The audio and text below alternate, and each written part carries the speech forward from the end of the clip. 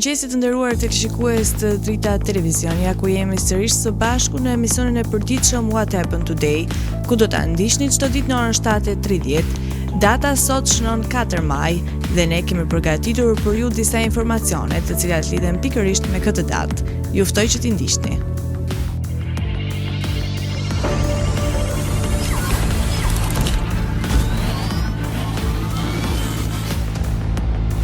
Maj.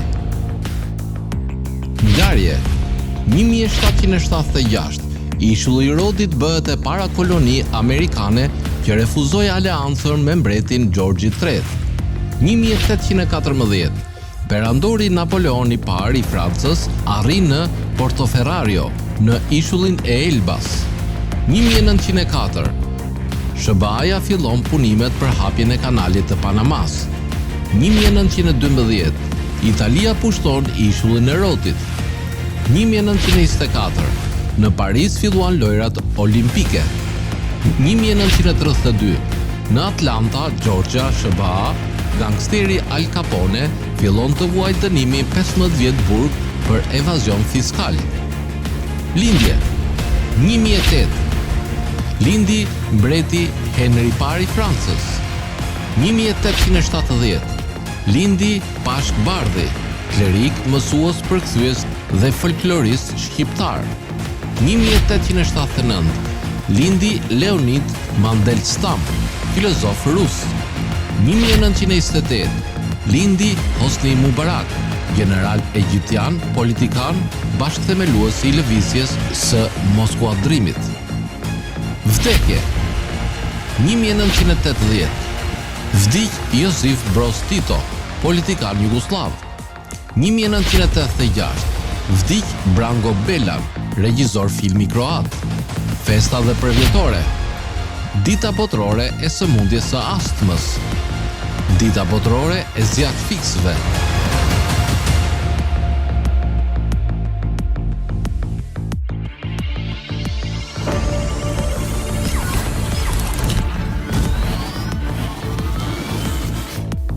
Sot kemi përgatitur biografinë e Roger Dan Miller, një këngëtar amerikan i cili nisi karrierën e tij si kompozitor në fund të viteve 1950. Për më tepër ju ftoj të ndiqni materialin e përgatitur.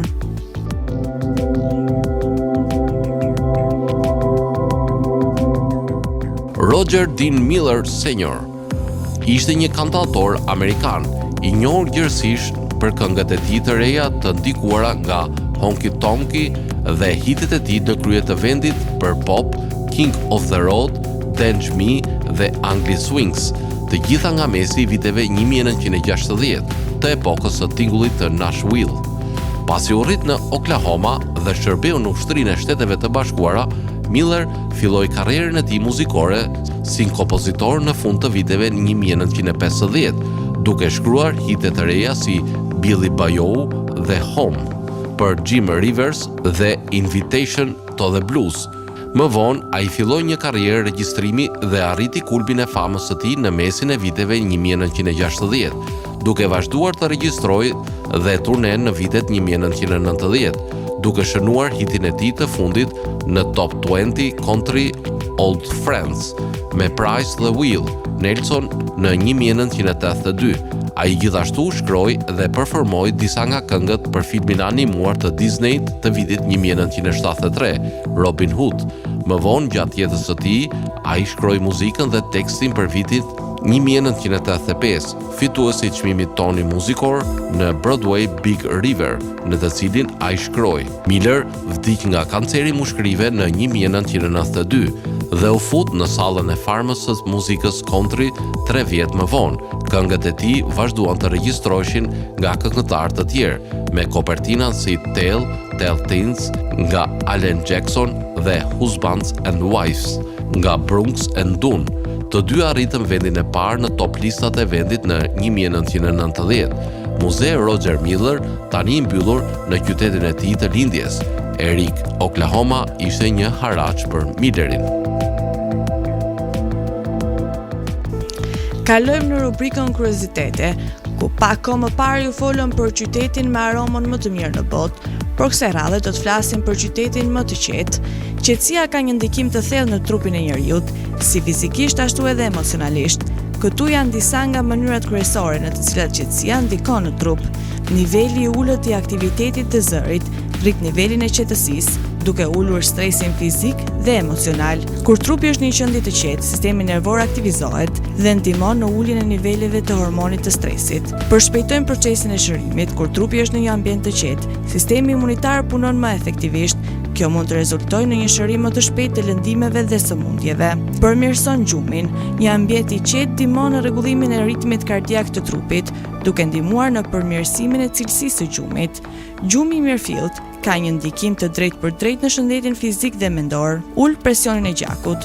Një ambient i qetë ndihmon në uljen e presionit të gjakut. Kjo është e rëndësishme për shëndetin e zemrës dhe të enëve të gjakut. Përmirëson qarkullimin e tij. Qetësia ndihmon në relaksimin e muskujve dhe të enëve të gjakut, duke përmirësuar qarkullimin e gjakut në trup. Rrit kujdesin dhe ndërgjegjësimin.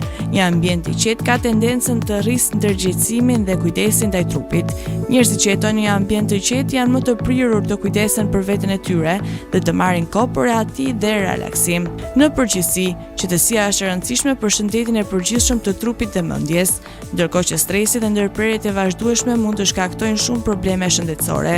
Qetësia është një nga mjetet më efektive për të përmirësuar mirëqenien tonë të përgjithshme. Të lodhur nga zhurma e Tiranës apo qyteteve të mëdha me fabrika dhe makina të cilat mbizotojnë në vend, është e vështirë të gjesh qetësi. Kohëzjatja dhe cilësia e gjumit tonë luajnë një rol vendimtar në rutinën tonë të përditshme dhe rrjedhimisht në jetën tonë. Një gjumë i qetë i cili zjat rreth 7 orë ka aftësinë të na pushojë dhe të na mbush me energji për ditën e nesërme, duke ne pastruar të menduarit. Në Europë, disa vende i kanë kuptuar plotësisht përfitimet e gjumit për shëndetin e njerëzit dhe në këtë mënyrë sigurohen që ata të flenë mjaftueshëm. Nga ana tjetër, ka disa vende ku gjumi nuk është lart në listën e tyre të nevojave, gjë që me kalimin e kohës do të ndikojë edhe tek banorët. Në një hulumtim të kryer për vendet e Europës dhe marrëdhëniet e tyre me gjumin, ata identifikuan ato me banorët më të qetë, por edhe ato ku gjumi mungon në jetën e tyre. Faktorët e ekzaminuar përfshinin të dhëna për orët maksimale dhe minimale të punës, të drejtën për leje dhe pushime. Sa pushime u lejohen punëtorëve çdo ditë në punë dhe përqindjen e popullsisë që flen 7 ose më shumë orë në natë. Në krye të kësaj renditje ishte Slovakia, ndërsa pestren e parë plotësonte Finlanda, e cila për të 7 vit u shpall shteti më i lumtur në botë. Më pas vijon Bullgaria, Portugalia dhe Estonia. 5 vendet e radhës në 10-shën e parë janë Franca, Lituania, Norvegjia, Republika Çeke dhe Islanda. Për sa i përket vendeve që zënë pozicionet nga 11 deri në 20, ato janë Austria, Suedia, Luksemburgu, Danimarka, Gjermania, Letonia, Rumania, Spanja, Mbretëria e Bashkuar dhe Kroacia. Slovakia, e cila kryesoi në këtë garë për të shpallur vendin më i qetë, nuk është një vend që përmendet shpesh për qetësinë e tij absolute. Megjithatë, ka zona të bukura dhe të qeta në këtë vend të Europës qendrore. Disa nga zonat më të qeta në Slovaki janë Tatrat Slovake. Këto male janë një destinacion i preferuar për turistët që duan të shijojnë natyrën dhe qetësinë. Përfshin kodra të larta, lumenj të pastër dhe peizazhe të manitshme alpine. Parku Kombëtar i Paradis Slovake. Ky park kombëtar është një oazë qetësisë dhe bukurisë natyrore. Më shumë shtigje të ngjeshura dhe ura të drurit që kalojnë përmes kanjoneve dhe shkëmbimeve të manitshëm. Ky park ofron një provojë të qetë të qetësisë dhe aventurës. Ky qytet fortifikim është një zonë e qetë dhe e bukur në Slovaki. Me arkitekturën e saj të lashtë dhe qetësinë e saj, është një vend ideal për të shijuar qetësinë dhe historinë e vendit. Përveç këtyre zonave, ka edhe zona të tjera të qeta në fshatra dhe fshatra rural nëpër Slovaki, ku njerëzit mund të gjejnë qetësi dhe relaksim larg zhurmës së qyteteve të mëdha. Çdo vend ka bukuritë dhe qetësitë e veta, dhe gjetja e qetësisë varet shumë edhe nga preferencat dhe perceptimet individuale. Tani ju ftoj të ndiqni parashikimin e motit për ditën e shtunë. Territori shqiptar për datën 4 maj 2026 do të karakterizohet nga kushte atmosferike relativisht të qëndrueshme me alternime mes kthjellimeve dhe vranësirave të pakta. Paraditja do të jetë kryesisht me diell në pjesën më të madhe të vendit, ndërsa në disa zona do të ketë vranësira kalimtare, pasditja vijon me mot të ngjashëm dhe intervale me diell. Temperatura minimale pritet të zbresë deri në 3 gradë Celsius, ndërsa ajo maksimale do të arrijë deri në 20 gradë Celsius. Gjatë ditës priten rreth 7 deri në 9 orë me diell. Era do të fryejë lehtë nga drejtimi veriperëndimor me shpejtësi 2 deri në 4 metra për sekond. Deti do të ketë dallëzim të ulët rreth 1 deri në 2 ball. Indeksi ultraviolet për Tiranën pritet të jetë mesatar rreth 5. Sipas të dhënave astronomike, lindja e diellit në Tiranë do të jetë rreth orës 5:27 minuta, ndërsa perëndimi rreth orës 19:48 minuta. Temperaturat minimale dhe maksimale për disa qytete kryesorë të Shqipërisë do të jenë si më poshtë. Shkodër 9 deri në 20 gradë Celsius. Kukës 6 deri në 19 gradë Celsius. Peshkopi 5 deri në 17 gradë Celsius. Tiranë 12 deri në 19 gradë Celsius. Durrës 10 deri në 18 gradë Celsius. Kavaj 9 deri në 18 gradë Celsius.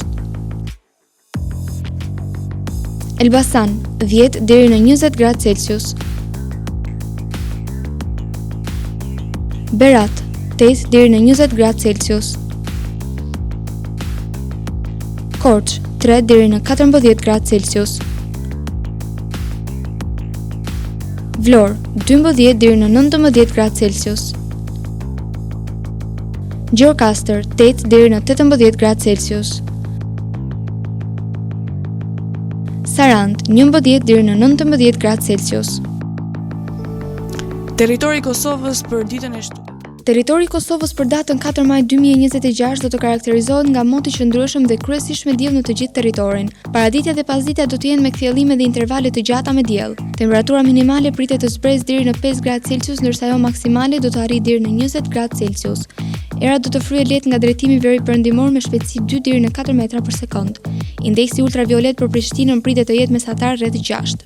Sipas të dhënave astronomike, lindja e diellit në Prishtinë do të jetë rreth orës 5:19 minuta, ndërsa perëndimi rreth orës 19:45 minuta.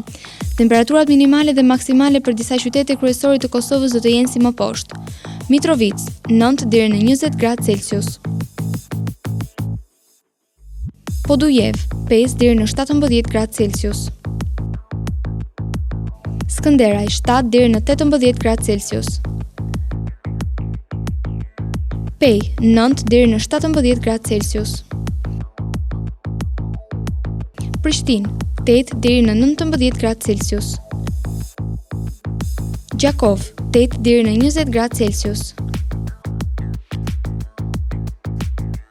Malishev 9 deri në 19 gradë Celsius. Gjilan 7 deri në 17 gradë Celsius. Ferizaj 8 deri në 18 gradë Celsius. Kaçanik 8 deri në 15 gradë Celsius. Suarek 9 deri në 19 gradë Celsius. Prizren 8 deri në 17 gradë Celsius. Të nderuar teleshikues të Drita Televizion, kjo ishte gjithçka e përgatitur për emisionin e ditës së sotme. Bashkë do të rishihemi sërish nesër në të njëjtën orë. Për më tepër ju ftoj të ndiqni programacionet e Drita Televizion. Mos harroni të na ndiqni në rrjetet tona sociale, TikTok, Instagram, Facebook dhe Twitter. Për të rrjetet më të fundit vizitoni faqen tonë zyrtare drita.tv.